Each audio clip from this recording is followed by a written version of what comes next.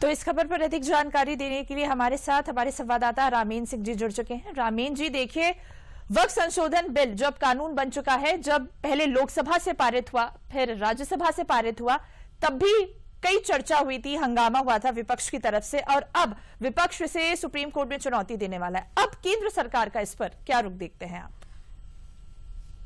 देखिए, केंद्र सरकार का इसमें बड़ा स्पष्ट रुख है। देखिए, वक्फ कानून को पहले ये समझ लिया जाए कि मोहम्मद साहब को जो पहला वक्फ किसी ने किया था वो ज्यूस थे, और भारत में जिन लोगों ने वक्फ संपत्तियों को दान किया उन्हें तमाम राजा महाराजा थे जिन्होंने दान किया, और जिन्ना ने वक्फ संपत्ति स्थापित की सबसे पहले।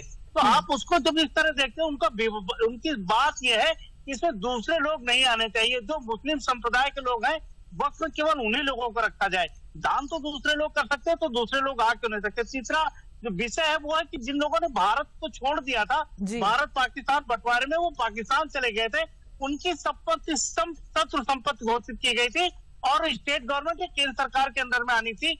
उन संपत्तियों को भी वक्फ संपत्ति घोषित कर दिया गया था, जो चीजें निकल करके सामने आ रही। तो मुसलमानों का एक डर यह है कि जो इलीगल तरीके से वक्फ संपत्तियां दर्ज की गई हैं, क्या वो चली जाएंगी, क्या दूसरे लोगों के आने से जो चीजें कर रहे हैं, जैसे लगभग 400 ऐसे परिवार है जो संपत्तियों का लाभ पा रहे हैं, उनमें तुर्क है, उनमें सैयद है, पठान है, कोई कबरिया चिकवा पा रहा है क्या उसका, कोई दूसरे मनिहार पा रहा है क्या उसका लाभ।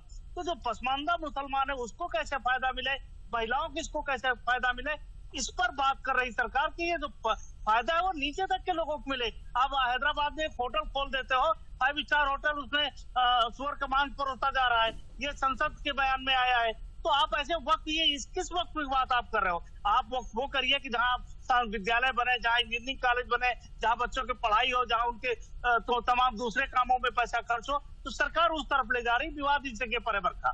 बिल्कुल रामीन जी, जिस तरीके से आपने कहा कि वक्फ संपत्तियों में पारदर्शिता लाने के लिए इस कानून को लाया गया है, जब सदन में भी इसको पारित किया जा रहा था तब भी विपक्ष की तरफ से काफी हंगामा हुआ, लेकिन राहुल गांधी ने तब अपनी तरफ से कोई बयान नहीं दिया या कुछ नहीं दिया। अब जब ये कानून बन चुका है, अब इसको सुप्रीम कोर्ट में चुनौती देने का क्या मकसद है और इसको आप कैसे देखते हैं?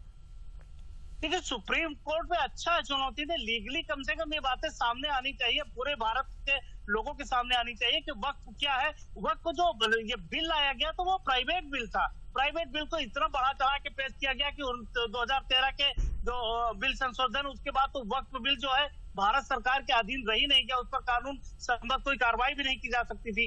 तो वो तमाम चीजें ऐसी हैं, तो अगर कोर्ट में जाएंगी तो कोर्ट इन चीजों को देखेगा कि क्या है और कहाँ ये अभी और जरूरत है। तो ये बेहतर है कि कोर्ट लेकर गए, कोर्ट से आने के बाद इनको संतुष्टि हो जाएगी कि भारत के संविधान में क्या है, कैसे संविधान चलता है, तो उसकी चीजें आ जाए। लेकिन ये एक चीज दिखाता है कि जो मुसलमानों के बीच असुरक्षा है, जो असंतोष है, उसको बढ़ाने का काम ये लोग कर रहे हैं। देखिए, राजनीति 2 भागों में बटी है पूरे देश की, एक तो राष्ट्रवाद की पास और दूसरा तुष्टीकरण पर है। तो जो तुष्टीकरण की राजनीति करने वाले लोग हैं, उनको लगता है कि अगर इनके बीच असंतोष रहेगा, ये लोग थोड़ा डरे सहमे रहेंगे, तो ये वोट हमको मिलता रहेगा।